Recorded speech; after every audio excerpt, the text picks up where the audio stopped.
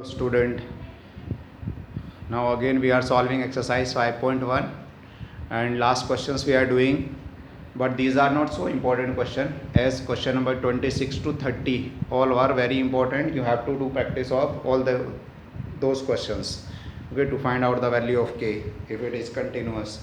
Clear? Now we are solving question number 31.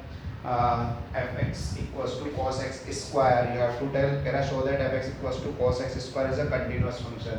अपने बताना है continuous function है, तो इसको हम करेंगे लेट इसको ले लिया हमने gx is equals to cos x and hx equals to this x square. cos x consider कर लिया हमने gx, ये उसमें चल दिए हम चैप्टर नंबर 1 में ओवर गॉफ वाले, ठीक है. तो gx हमारे पास क्या आ गया cos x और hx हमने क्या ले लिया x स्क्वायर, ठीक. fx जो होगा वो किसके इक्वल होगा go of x होगा, ठीक. go of x, तो go of x का मतलब क्या हो गया g of hx, तो g of hx लिख दिया. अब hx की वैल्यू कितनी है x स्क्वायर, तो ये x स्क्वायर आपने यहाँ पुट कर दिया, ये बन गया gx स्क्वायर, ठीक है. gx बन गया, gx की वैल्यू कितनी है cos x, तो बन जाएगा cos x के प्लेस पे क्या आ जाएगा x स्क्वायर. मींस हमने ये go x किया इसका, तो ये सीधे वही निकल के आ गया जो था आपके पास फंक्शन fx, यानी इक्वल्स टू ये fx आ गया आपका. तो इसका मतलब क्या होगा कि हमारे पास पहले भी कंडीशन ट्रिग्नोमेट्रिक फंक्शन के बारे में बता रखा है, तो उसमें साइन और कोसाइन कैसे होते हैं आपके कंटीन्यूअस होते हैं एवरीवेयर. तो कह रहा है cosine function is everywhere continuous, therefore g is continuous, इसलिए ये क्या हो गया आपका कंटीन्यूअस हो गया, तो इसलिए ये फंक्शन क्या हो गया आपका fx कंटीन्यूअस हो गया, ठीक. इसको लिख देंगे f पूरा कंटीन्यूअस. उसके बाद fx इक्वल्स टू दिया आपको क्वेश्चन नंबर 32.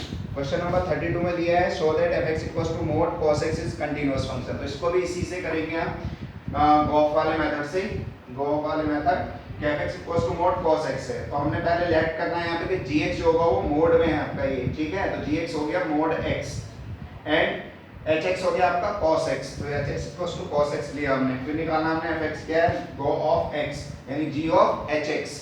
hx के लिए कितनी है cos x, हमने लिख दिया cos x, ये बन गया gx और gx के बाद हमने क्या लिखा mod x, तो बन गया आपका mod cos x. तो ये कौन सा है मॉडुलस फंक्शन है और कोसाइन फंक्शन है. तो मॉडुलस फंक्शन भी एवरीवेयर कंटीन्यूअस होता है और कोसाइन फंक्शन भी एवरीवेयर कंटीन्यूअस होता है. तो लिख दिया यहाँ पे modulus cosine function are continuous everywhere, therefore g and h are continuous, therefore fx is continuous. Clear? उसके बाद आपके पास है नेक्स्ट क्वेश्चन नंबर 33 कि examine that sin mod x is continuous function. sin mod x continuous function है, तो उसके लिए फिर हमने लेट किया let gx equals to sin x and hx equals to mod x. उसमें क्या करेंगे हम, जैसे go of x निकाल रहे हैं तो g of hx, hx को हमने लिखा mod x, तो ये आ गया mod x, g of mod x, but gx की वैल्यू क्या है sin x, तो बन जाएगा sin mod x, x के प्लेस भी चेंज होनी है वैल्यू, ठीक है. अब यहाँ लिखा फिर sin और मॉडुलस फंक्शन कैसे हैं कंटीन्यूअस होते हैं एवरीवेयर, इसलिए fx क्या हो गया आपका कंटीन्यूअस हो गया, ठीक. उसके बाद 34 है, 34 में तो सीधे सीधे आपने लिख देना दोनों मॉडुलस फंक्शन दे रखे हैं, ठीक है. और जब दोनों मॉडुलस फंक्शन है उनका एडिशन हो या सब्ट्रैक्शन हो वो क्या बन जाएगा, वो भी कंटीन्यूअस हो जाएगा, क्योंकि मॉडुलस फंक्शन क्या होता है एवरीवेयर कंटीन्यूअस होता है.